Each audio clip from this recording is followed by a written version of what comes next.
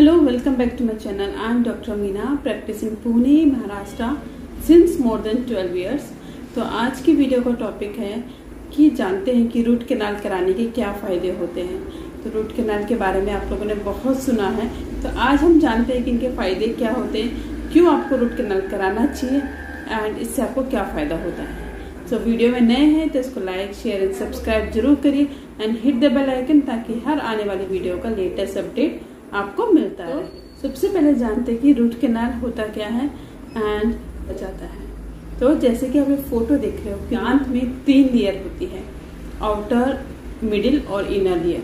तो हमारी जो इनर मोस्ट लेयर होती है, यानी कि जो सबसे अंदर की लेयर होती है, उसमें हमारी नसें पाई जाती है, नर्व वेसल्स होती है। तो अगर कभी इन्फेक्शन हमारी नसों में पहुंच जाए, चाहे तो वो दांत में कीड़ा लगा हो इस वजह से पहुंचता हो, या फिर दांत टूट गया हो तो इस वजह से पहुंचता हो, या फिर मसूड़ों की वजह से इन्फेक्शन नसों में पहुंचा हो, कोई भी कारण हो सकता है। बट अगर आपके इन्फेक्शन नसों में पहुंच गया तो पेशेंट को उस टाइम पे बहुत ज्यादा पेन होता है।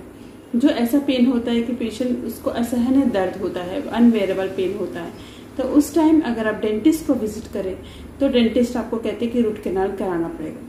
तो रूट कैनाल में होता क्या है, हम अंदर की जो नसें होती है दांत के अंदर की, उसको रिमूव करते हैं। तो उसको हम कैसे रिमूव करते हैं? With the help of some instrument. हमारे पास कुछ इंस्ट्रूमेंट्स होते हैं, उसकी हेल्प से अंदर की जो नसें होती है उसको रिमूव करते हैं। तो जब नसें रिमूव हो जाती है तो अंदर जो एक खाली जगह होती है उसमें हम फिलिंग मटेरियल भरते हैं। तो ये प्रोसीजर होता है रूट कैनाल का।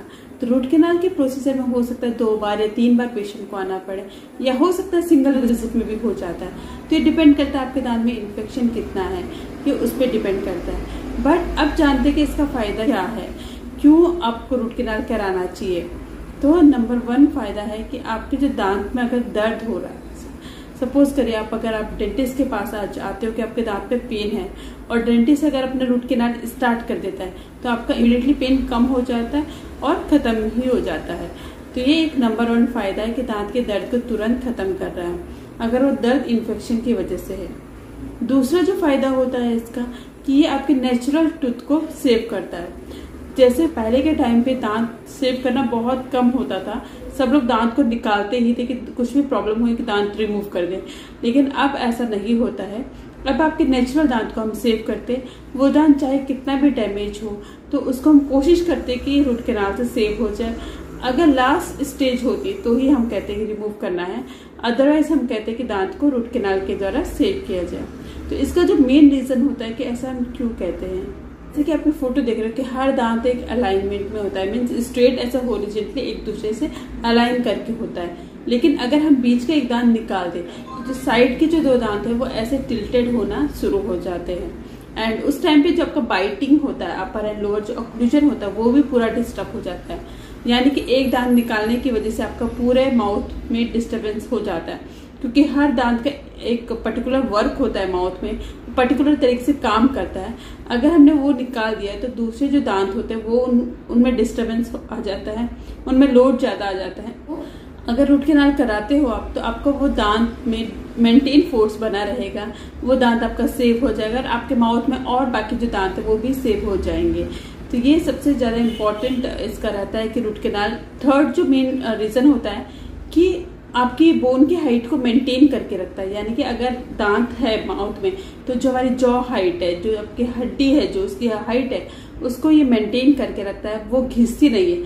लेकिन अगर हम दांत निकाल दें तो वो धीरे धीरे time over a period of time वो घिसना शुरू हो जाती है, जो एक अच्छा साइन और सिम्टम्स नहीं होता है किसी के लिए।